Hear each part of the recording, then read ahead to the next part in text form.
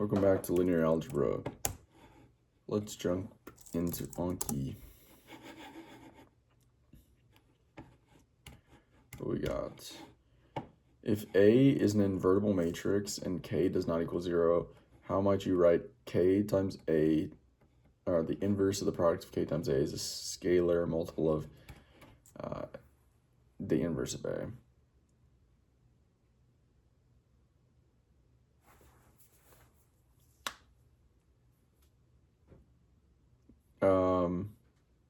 The inverse of K times the inverse of A.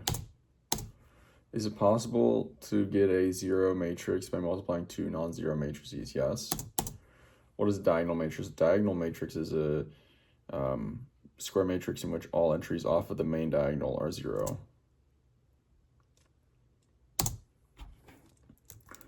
All right.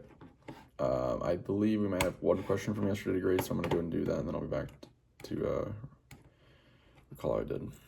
All right, the problem from yesterday, I got the standard matrix right, but I ultimately did the trig wrong. Really simple mistake, but that's because trig's one of my weaker areas that I'm still trying to improve, but overall, pretty good. I should have got it right. I'm going to jump back in and continue working on more problems. I'll be back to recall how I did in a little bit. All right, I'm feeling like there's got to be an easier way to do this, but we did half of the problem, which was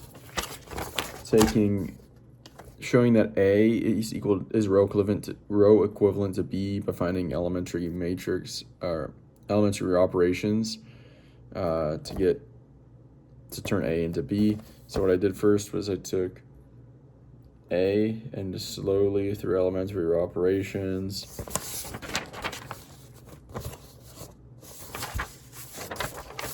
of them, ultimately get the identity matrix, and then from I, I'm going to go to B.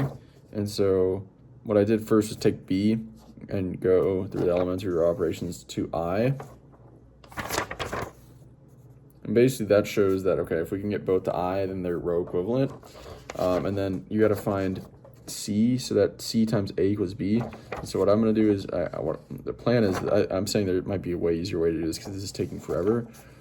If I had a computer, it'd be easier too. I'm doing it all by hand. I've definitely made like a mistake through all of this stuff. But A equals B times the inverse of C.